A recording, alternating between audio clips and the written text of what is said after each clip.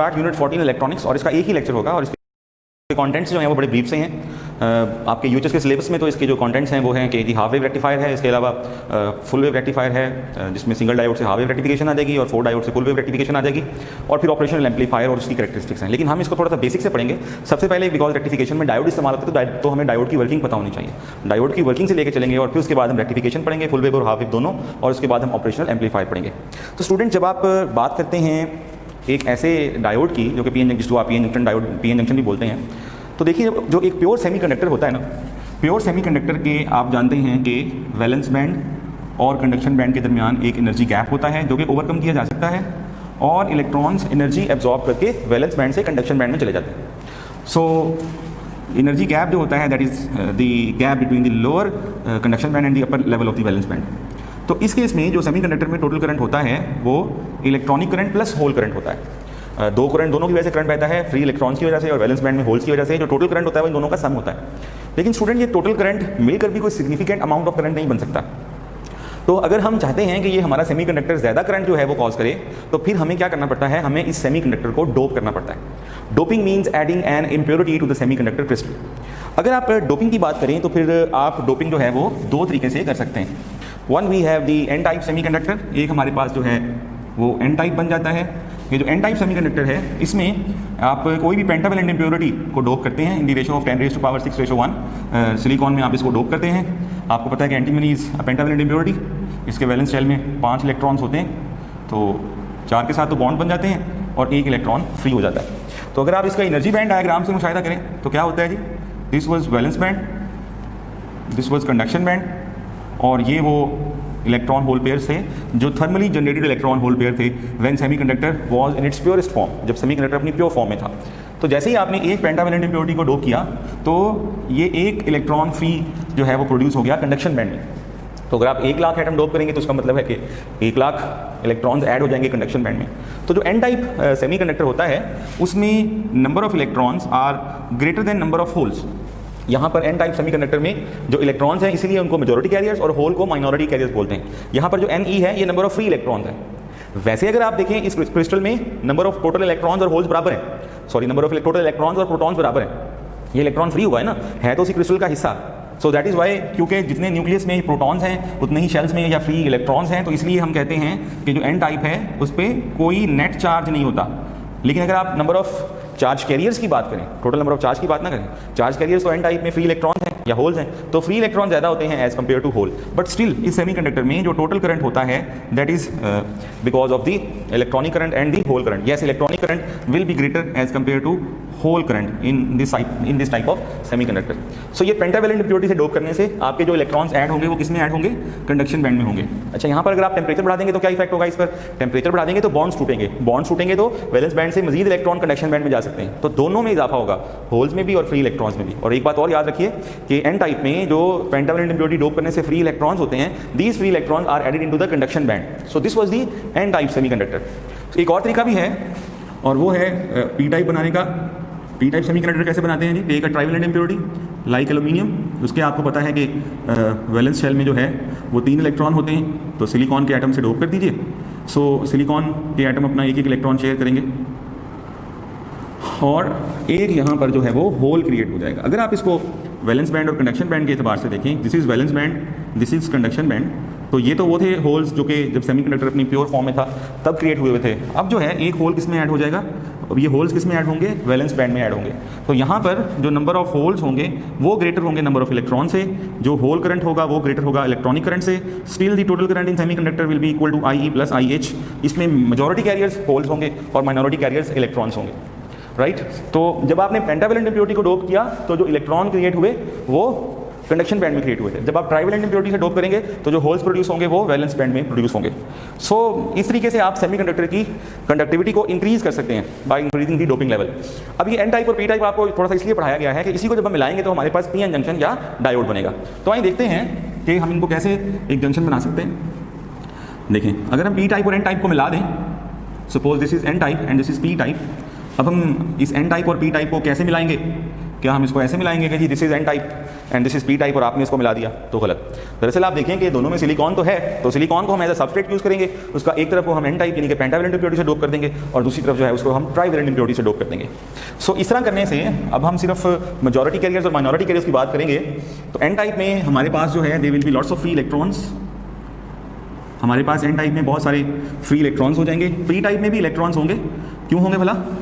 Because वो जो thermally generated electron hole pair थे, माइनॉरिटी कैरियर का वजह क्या होती है? प्रेजेंस की बॉन्ड्स टूटना। तो वो तो दोनों में होते हैं ना। जिस तरह से एन टाइप में माइनॉरिटी कैरियर्स क्या होंगे? जी होल्स होंगे, और पी टाइप में मेजॉरिटी कैरियर्स क्या होंगे? होल्स होंगे।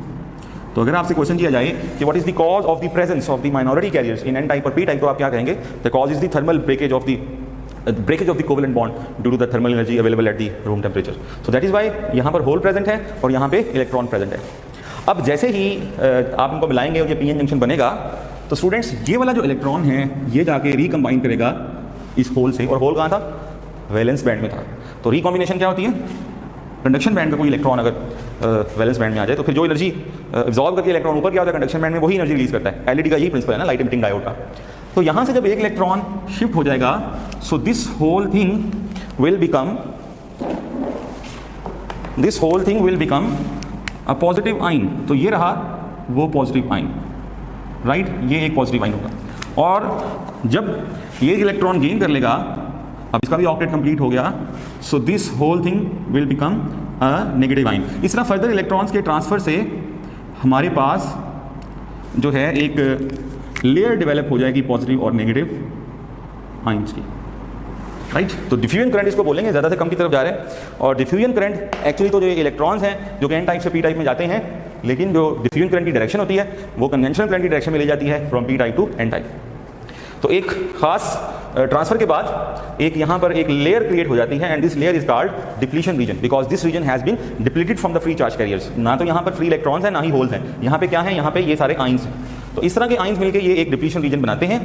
और अगर हम फर्ज करें कि current is flowing due to the holes, या आप कन्वेंशनल करंट की जुबान में बात करें, तो इसका मतलब ये हुआ कि अगर यहाँ पर एक होल पड़ा हुआ है तो अब वो खुद ब खुद यहाँ नहीं जा सकता, because this layer is repelling. अब हमें इस पर कुछ वर्क करना पड़ेगा, तो वो work done per unit charge क्या होता है? Potential. So this barrier is called potential barrier, और इसकी वैल्यू सिलिकॉन के लिए 0.7 वोल्ट आपकी बुक में दी हुई है, जर्मेनियम के लिए भी दी हुई है। अब ये वो डायोड है जो कि आपको मार्केट से मिलकर बना होता है। इसके पैरामीटर्स में हमारे पास पोटेंशियल बैरियर है because of this depletion region. अब हम ये डायोड की करते हैं biasing to make it forward bias और reverse bias. Biasing means attaching a DC battery to the external source. तो जब आप इसकी बाइसिंग करते हैं तो there is two type of biasing. पहले आप क्या करते हैं जी? एन टाइप को बैटरी के नेगेटिव टर्मिनल से और पी टाइप को बैटरी के पॉजिटिव टर्मिनल से मिला देते हैं।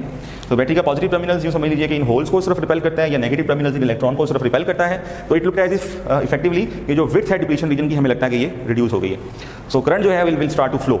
और अगर हम इसकी एक डायोड कैरेक्टरिस्टिक कर्व बनाएं, what is diode characteristic curve? It is a graph between voltage and current. तो वो ये बनेगा। तो ये देखिए, अगर ये हमारे पास वेरिएबल बैटरी है तो पोटेंशियल बैरियर की वैल्यू से पहले करंट ना होने के बराबर है, और जैसे ही वीबी से शूट किया तो करंट बढ़ गया। और इस तरफ जो है this is called forward current and this is called forward voltage. So जो रेशो है रेजिस्टेंस का, जो रेशो है it is the ratio of this. हमारे पास ये क्या आ जाएगा जी? R F will V is equal to I R होता है ना आपके पास, R is equal to V over I. So it is delta V over delta I. ये फॉरवर्ड करंट है और ये वोल्टेज है। आप देख सकते हैं कि ये स्लोप जो है ना, बिकॉज यहाँ पर डेल्टा आई एफ बहुत ज़्यादा है और डेल्टा वी एफ उसके मुकाबले में कम है, तो ये वेरी स्मॉल रेजिस्टेंस होती है। हमारे पास जो फॉरवर्ड रेजिस्टेंस होती है it's a very small resistance, right? So this is forward biased. और फॉरवर्ड बायस्ड में क्योंकि करंट ज़्यादा से कम की तरफ जाता है, तो हमारे पास जो ड्यूरिंग फॉरवर्ड बायस्ड कॉन्फ़िगरेशन होती है, जो क्योंकि करंट जो है वो ड्यू टू मेजॉरिटी कैरियर की वजह से फ्लो करता है, तो हम कहते हैं कि ये डिफ्यूजन करंट ज़्यादा है। और रिवर्स बायस में करंट बैटरी की वजह से फ्लो करता है भी देखेंगे, तो हम कहते हैं कि रिवर्स करंट में बायस में जो है वो ड्रिफ्ट करंट ज़्यादा होता है, राइट? सो ये तो थी फॉरवर्ड बायस कॉन्फ़िगरेशन। अगर हम इसको रिवर्स बायस कर दें, यानी कि हम बैटरी की पोलैरिटीज़ को रिवर्स कर दें, हम इसको ऐसे कर दें, राइट? सो फिर क्या होगा? फिर जब आप रिवर्स वोल्टेज इंक्रीज करेंगे, देखिए करंट थोड़ा सा फ्लो करेगा और उसके बाद current will always will remain like constant. उसकी वजह क्या होगी? उसकी वजह यह है, देखिए आप कहते हैं I is equal to Q by T and Q is equal to N E. So current जो है ये डायरेक्टली प्रोपोर्शनल है नंबर ऑफ चार्ज कैरियर्स के, राइट? तो क्योंकि नंबर ऑफ चार्ज कैरियर्स बहुत स्मॉल हैं, देखिए जो जैसे ही आप रिवर्स बायस करते हैं ना कन्फिग्रेशन को, तो ड्यूरिंग रिवर्स बायस कन्फिग्रेशन होता क्या है कि बैटरी का ये जो नेगेटिव टर्मिनल है ये तमाम होल्स को अपनी तरफ खींच लेता है। यस, ये जो नेगेटिव टर्मिनल है ये माइनॉरिटी कैरियर को रिपेल करेगा, और जो बैटरी का पॉजिटिव टर्मिनल है ये सारे जो है वो इलेक्ट्रॉन्स को अपनी तरफ अट्रैक्ट कर लेगा, होल को नहीं, इलेक्ट्रॉन को। सो इस तरीके से हम कहेंगे कि ड्यूरिंग रिवर्स बायस जो width of the depletion reason है इज इंक्रीज्ड। अब ये जो कन्फिग्रेशन है ये मेजॉरिटी कैरियर्स के लिए तो सूटेबल नहीं है, बिकॉज वो फ्लो नहीं करे, बैटरी इनको सपोर्ट नहीं करे। लेकिन यही कन्फिग्रेशन माइनॉरिटी कैरियर्स के लिए सूटेबल है, बिकॉज ये देखिए जो negative end of the battery है ये इलेक्ट्रॉन्स को सिर्फ रिपेल कर रहा है। सो बिकॉज माइनॉरिटी कैरियर्स बहुत कम होते हैं इन नंबर, तो क्योंकि ये नंबर्स में कम होते हैं इसलिए इनकी वजह से करंट भी कम फ्लो करता है, तो ये वो थोड़ा सा करंट है। उसके बाद अगर आप रिवर्स वोल्टेज इंक्रीज कर रहे हैं, करंट नहीं बढ़ रहा, करंट रिमेन्स कांस्टेंट, लेकिन कुछ ना कुछ तो फर्क पड़ रहा है, because when you increasing the potential difference basically you are increasing the kinetic energy of these minority carriers. जब पोटेंशियल डिफरेंस बढ़ेगा तो काइनेटिक एनर्जी बढ़ेगी, ये ज़्यादा एनर्जी के साथ इनको टक्कर मारेंगे आइंस को। एक वक्त ऐसा आएगा कि इनके पास इतनी एनर्जी आ जाएगी कि ये इन आइंस को, इनमें कोवेलेंट बॉन्ड्स को तोड़ सकते हैं। जब बॉन्ड्स टूटेंगे अब क्या पैदा होंगे, इलेक्ट्रॉन्स, फ्री इलेक्ट्रॉन्स और होल्स, और उन फ्री इलेक्ट्रॉन्स के पास भी आगे इतनी एनर्जी होगी कि वो फर्दर बॉन्ड्स को तोड़ेंगे। तो इस तरीके से हमारे पास एक avalanche of free charge carriers आ जाएगा। Number of free charge carriers, electron भी बढ़ जाएंगे, होल्स भी, और जब नंबर ऑफ चार्ज कैरियर्स अचानक बढ़ेंगे तो अचानक हमारे पास करंट शूट कर जाएगा, तो हम इसको जो है वो एवलांच ब्रेकडाउन बोलते हैं। तो ये करंट सडनली इंक्रीज करने की वजह इसका ब्रेकडाउन होना होगा। जब ये रुकावट नहीं रहेगी तो फिर charge carriers can freely move. अब आप देख सकते हैं कि करंट अचानक बहुत बड़ा है, तो करंट अगर बड़ा है तो हीटिंग इफेक्ट भी बहुत बड़ा है, H=I²RT। तो जैसे ही अचानक करंट शूट करता है तो वो डायोड के पटाखा मारता है और जनाब डायोड जल जाता है। अब ये है फॉरवर्ड बायस और रिवर्स बायस कॉन्फ़िगरेशन। जो चीज़ें आपको इसमें याद रखने की जरूरत है मैं आपको रिवाइज करवा देता हूँ। आपको ये पता होना चाहिए कि डायोड यानी कि सेमीकंडक्टर, चाहे वो इंट्रिंसिक है यानी कि प्योर है, चाहे वो एक्सट्रिंसिक है यानी कि चाहे एन टाइप है चाहे पी टाइप है, उसमें कोई नेट चार्ज नहीं होता। There is no net charge on P type, there is no net charge on N type. और इसके अलावा आपको ये पता होना चाहिए कि during forward bias width of the depletion region is decrease, during reverse bias width of the depletion region is increase. आपको ये पता होना चाहिए कि जो फॉरवर्ड बायस है उसकी कैरेक्टरिस्टिक कर्व में जो स्लोप है वो कम होती है, मतलब कि जो वैल्यू ऑफ फॉरवर्ड रेजिस्टेंस है वो कम होती है, और रिवर्स बायस में ये रेजिस्टेंस बहुत ज़्यादा होती है। तो ये जो बेसिक चीज़ें हैं ये आपको पता होनी चाहिए इससे पहले कि आप ऑपरेशनल जो इससे पहले कि आप रेक्टिफिकेशन पढ़ें। अब जबकि हमें पता लग गया कि during forward biased diode conduct करता है, during reverse biased diode conduct करता है तो है, लेकिन ये करंट बहुत कम होता है। अब हम एक आइडियल डायोड के बारे में पढ़ेंगे। जब हम इसको रेक्टिफिकेशन के लिए इस्तेमाल करेंगे तो हम कहेंगे कि फॉरवर्ड बायस के दौरान करंट फ्लो करता है और रिवर्स बायस के दौरान करंट फ्लो नहीं करता। सबसे पहले if you look eight the process rectification, तो rectification basically it's a process that convert an AC supply to DC supply. Now this is pulsating DC. pulsating DC को फिर हम फिल्टर सर्किट के लिए के थ्रू हम उसको प्योर DC में कन्वर्ट करते हैं। This is called pulsating DC, right? So rectification is a process in which AC is converted into DC, right? हम AC को DC में कन्वर्ट करते हैं। ये फिर फिल्ट्रेशन का प्रोसेस है, और फिल्टर के लिए आप you can either use capacitor और इंडक्टर, ये हमारा टॉपिक नहीं है। सो जो रेक्टिफिकेशन है basically it's a process of converting AC signal into DC signal. और जो हमारा डायोड है हम इस डायोड को इस्तेमाल कर सकते हैं as a rectifier. So rectification जो है डायोड के through it is basically of two type. We have half wave rectifier and we have full wave rectifiers. चीज़ें आपको याद रखने की हैं, हम इनको डिटेल से बाद में पढ़ेंगे। हाफ वेव रेक्टिफायर में वी यूज़ वन डायोड, जबकि जो फुल वेव रेक्टिफायर है इसकी दो टाइप्स हैं, एक है सेंटर टेप और एक है ब्रिज रेक्टिफायर। इसमें नंबर ऑफ डायोड इस्तेमाल होते हैं 4 और इसमें होते हैं 2। अभी आपकी बुक में नहीं है, लेकिन फुल वेव रेक्टिफिकेशन में सेंटर टेप कॉन्फ़िगरेशन में सिर्फ 2 डायोड इस्तेमाल होते हैं, जबकि ब्रिज रेक्टिफायर में आप जानते हैं कि 4 डायोड इस्तेमाल होते हैं। सो अब हम सबसे पहले देखते हैं कि how half wave rectifier rectifies AC। तो सबसे पहले हम पढ़ते हैं half wave rectifier.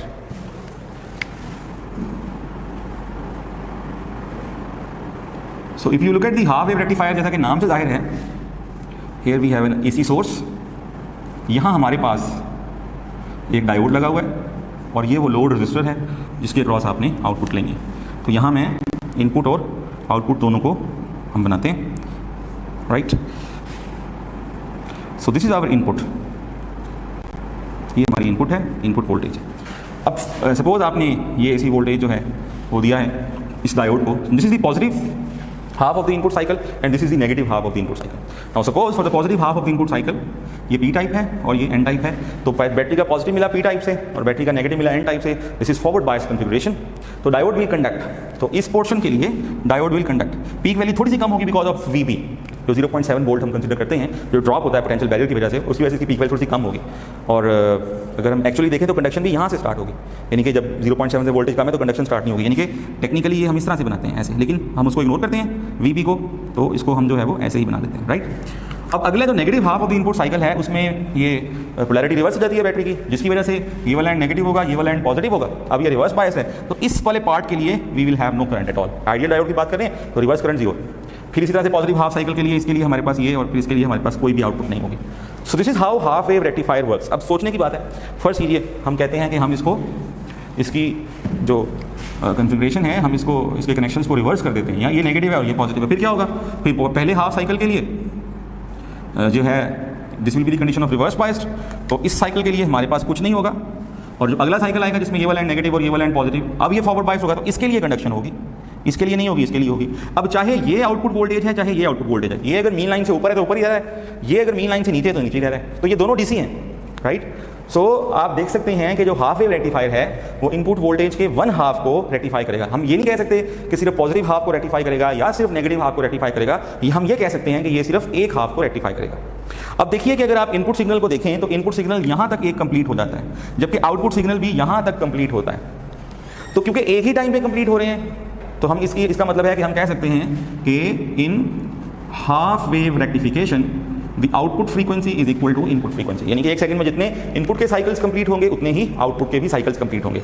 So this was the half wave rectifier. आपको ये ग्राफ्स, ये जो शेप्स हैं, ये याद रखने की जरूरत है, आउटपुट की और इनपुट के रिलेशन याद रखने की जरूरत है, और ये रिलेशन याद रखने की जरूरत है, right. So this was the half wave rectifier. So dear students, हमने देखा कि हाफ वेव रेक्टिफायर में हमें इनपुट सिग्नल के एक पार्ट के लिए आउटपुट मिलती है, दूसरे पार्ट के लिए नहीं मिलती। सो अगर हम चाहते हैं कि इनपुट सिग्नल के दोनों पार्ट्स के लिए हमें आउटपुट मिले, then we have to use the full wave rectifier. और ये जो हमारे पास सर्किट बना हुआ है, ये बना हुआ है फुल वेव ब्रिज रेक्टिफायर का, राइट। सो आइए देखते हैं कि हमें यहाँ से फुल वेव रेक्टिफिकेशन कैसे हासिल होती है। सो अगर मैं यहाँ पर ड्रॉ करूँ इनपुट सिग्नल और output signal,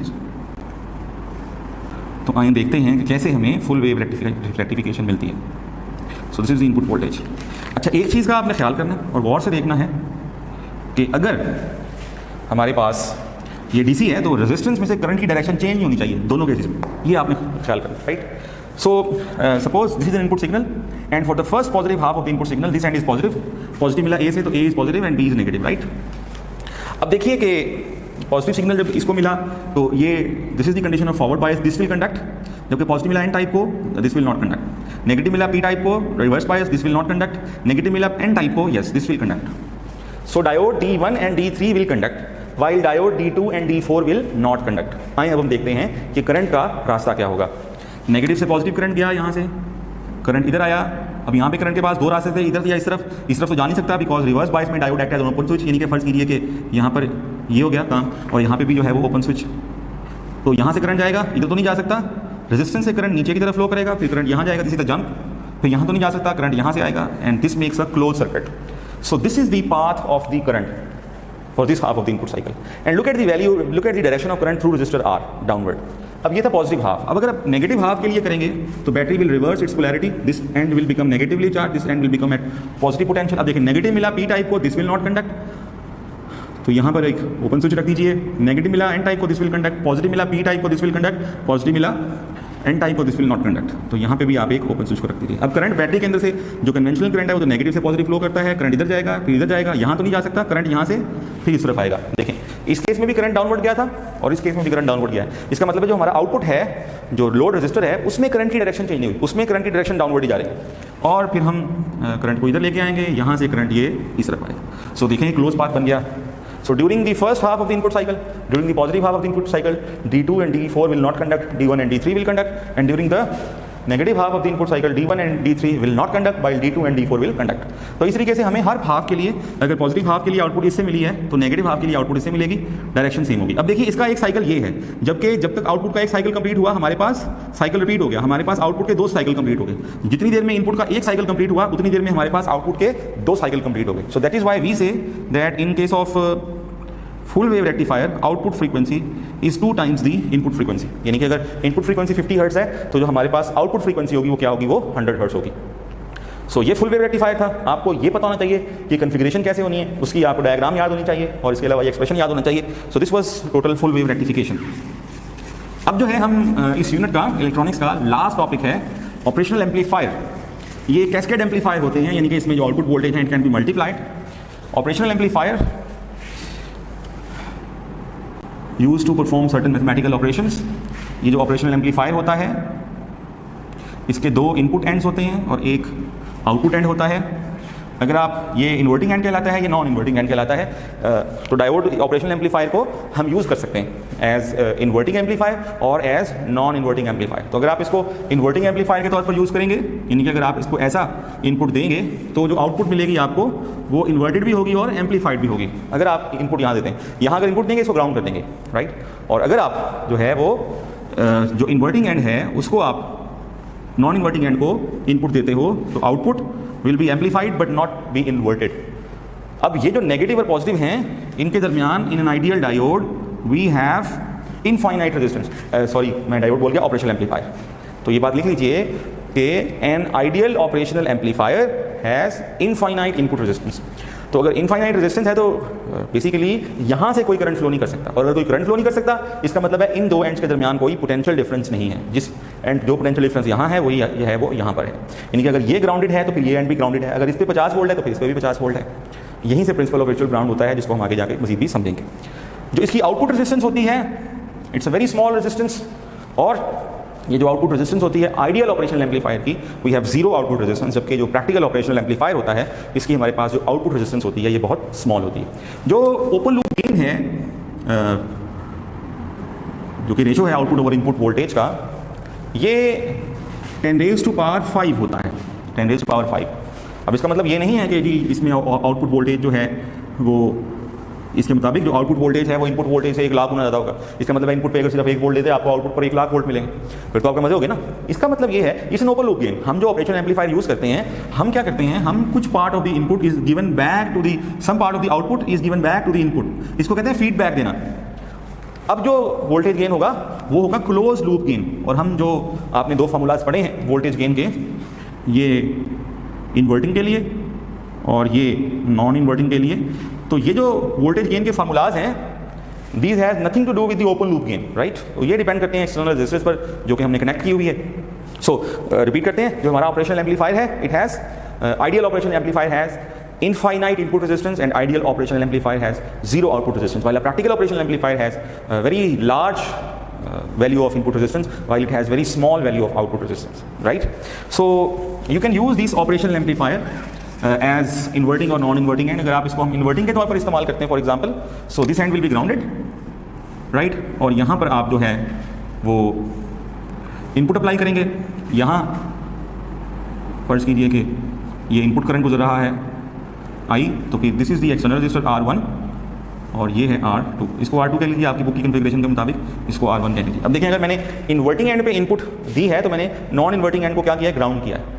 principle of virtual ground क्या है, इफ पॉजिटिव एट 0 वोल्ट, अगर ये 0 वोल्ट पर है ये तो एक्चुअली ग्राउंडेड है ना, but because there is no potential difference between these two ends, तो if this end is at 0 volt तो ये एंड भी 0 वोल्ट पर है। यानी कि ये वाला एंड को तो आपने इनपुट वोल्टेज दिया, ये वाला जो एंड है वो 0 वोल्ट पर है, and this end is called the virtual ground. So इसमें जो वोल्टेज गेन होता है वो -R2 ओवर R1 होता है। ये नेगेटिव साइन इन्वर्जन शो करवा रहा है, और इसको कहते हैं R2 को फीडबैक रजिस्टर। ये जो फीडबैक दिया जाता है बिकॉज ये इन्वर्टिंग एंड पर दिया गया है, तो ये जो इनपुट होता है उसे आउट ऑफ फेज फीडबैक दिया जाता है, राइट। सो आप देख सकते हैं कि ये जो क्लोज लूप गेन है, ये जो क्लोज लूप इन्वर्टिंग एम्पलीफायर का गेन है, it only depends upon these resistors R2 और R1 पर। ये एक्सटर्नल रजिस्टर्स पर डिपेंड करता है। जबकि अगर आप जो है इसके बरक्स, अगर आप इसके क्रॉस जो है वो पॉजिटिव को देंगे, वोल्टेज देंगे, ये आप इसको इनपुट वोल्टेज देंगे, तो फिर ये वाला एंड भी, if this end is input voltage, this end is also input voltage, फिर ये 0 वोल्ट, ये नेगेटिव एंड ग्राउंडेड हो जाएगा, और ये पॉजिटिव एंड ये वाला जो एंड है, बिकॉज जो वोल्टेज यहाँ है वही इधर है, पहले यहाँ 0 था तो यहाँ 0 था, अब यहाँ भी इनपुट है तो फिर यहाँ पे भी इनपुट होगा। अब जो इसका गेन होगा आपके पास वो क्या होगा, 1 + R2 ओवर R1। तो आप देख सकते हैं ये इन्वर्टिंग का गेन है और ये किसका गेन है, ये नॉन इन्वर्टिंग का गेन है। तो आप देख सकते हैं ये दोनों क्लोज लूप गेन है। तो आप देख सकते हैं कि जो non inverting operational amplifier gain है, it is basically in magnitude 1 more as compare to the operational amplifier gain when it is used in inverting mode. So the gain of non inverting amplifier is 1 more as compare to the inverting amplifier. So basically जो operational amplifier है उसमें ये formulas को आपने ध्यान में रखना है, और इसके अलावा इसकी कैरेक्टरिस्टिक्स जो हमने पढ़ी हैं कि ओपन लूप गेन 10⁵ है, इनपुट रेजिस्टेंस वेरी लार्ज है और आउटपुट रेजिस्टेंस क्या है, वेरी स्मॉल है। So dear students, that was the today's lectures. अब जो है वो हम कुछ प्रैक्टिस करते हैं। एक क्वेश्चन देखिए सिलसिले में, पहला क्वेश्चन देखिए पी जंक्शन डायोड के लिए। In the figure the current supplied by the batteries, देखिए बैटरी का पॉजिटिव मिला नेगेटिव से, so this diode will not conduct. यहाँ से करंट नहीं गुजरेगा। इसका मतलब ये हुआ कि अब जो टोटल रेजिस्टेंस होगी वो कितनी होगी, वो 20 ओम होगी, और जो वोल्टेज है वो 2 वोल्ट दिया हुआ है, तो I is equal to V over R आ जाएगा जी। सो इट विल बी 2/10, मतलब कि 1/10, तो यानी कि 0.1 एम्पेयर जो है वो करंट फ्लो करेगा, right, because this diode will not conduct और ये कंडक्ट करेगा। So on increasing the reverse bias to a large value in a PN junction diode, the current will increase slowly, remain fixed, increase suddenly and decrease slowly। तो जो हमने breakdown में देखा था कि जैसे ही आप रिवर्स बायस वोल्टेज को इंक्रीज करते हैं तो करंट अचानक बहुत इंक्रीज होता है। So it will be increase suddenly. Next question देखिए, in a PN junction the barrier potential offers opposition to, आपको पता है कि वो सिर्फ और सिर्फ मेजॉरिटी कैरियर्स को ऑपोजिशन ऑफर करता है, माइनॉरिटी कैरियर्स को नहीं करता।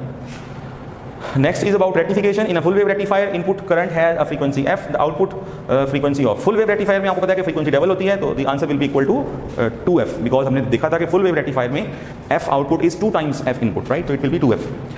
Next question देखिएगा, ये हमारे पास एक configuration है. In the diagram, the input is at across the terminals A and C, and the output is across the terminals B and D. Then the output is, अगर आप देखें तो अगर जो input है वो टर्मिनल्स A and C के across है, तो जो पॉजिटिव मिलेगा इसको, तो इसका मतलब है कि इसको नेगेटिव मिलेगा, तो this will conduct and this will not conduct, this will conduct and this will not conduct. तो ये क्या कन्फिगरेशन हो जाएगी, ये फुल वेव रेक्टिफिकेशन हो जाएगी।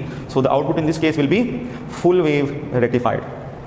एंड द नेक्स्ट इज देखिए, सर ये है ऑपरेशनल एम्पलीफायर से रिलेटेड क्वेश्चन। इसमें अगर आपको पूछा जाए कि कितना गेन होगा, तो इसका जो गेन होगा ना वो होगा 1, बिकॉज ये देखिए इनपुट कहाँ दी गई है, नॉन इन्वर्टिंग एंड पे दी गई है, तो वोल्टेज गेन क्या होगा 1 + R2 ओवर R1। तो व्हाट इज R2 वो रजिस्टर होता है जो कि फीडबैक रजिस्टर होता है, वही नजर आ रहा है आपको। यहाँ पर ये R2 क्या है, 0 है, यहाँ 0 पुट कर दें। R1 क्या है, ये पॉजिटिव और नेगेटिव के दरमियान रजिस्टर है, एक्सटर्नल तो कोई है नहीं, तो ये इन्फिनिटी होता है। तो ये आएगा 1 + 0 ओवर इन्फिनिटी, ये 0 हो जाएगा, तो 1 + 0 ये 1 आ जाएगा। तो इस तरह के ऑपरेशनल एम्पलीफायर को हम कहते हैं यूनिटी गेन ऑपरेशनल एम्पलीफायर। तो नेक्स्ट क्वेश्चन देखिएगा about the operational amplifier. Question देखिएगा जरा, operational amplifier works with open loop potential difference between input and output terminal is 150 volt. We input जो है वो आपके पास क्या दिया हुआ है, 150 माइक्रो वोल्ट दिया हुआ है, 150 माइक्रो वोल्ट। वी आउटपुट हमने मालूम करना है, जबकि हमें पता है कि जो ओपन लूप वोल्टेज गेन होता है वो 10⁵ होता है। So open loop voltage gain जो कि आउटपुट ओवर इनपुट होता है, this is 10⁵। V output is, वो हमने मालूम करना है, और V input is this, right. So आप सिंपली यहाँ से डायरेक्ट कर लें, V output is V input into open loop gain. So V input is 150 into 10⁻⁻⁶। Open loop gain आपके पास 10⁵ है, तो ये आ जाएगा आपके पास 15 volt. The output voltage will be equal to 15 volt. So Charlie will be the right option. So dear students, that is the end of unit electronics.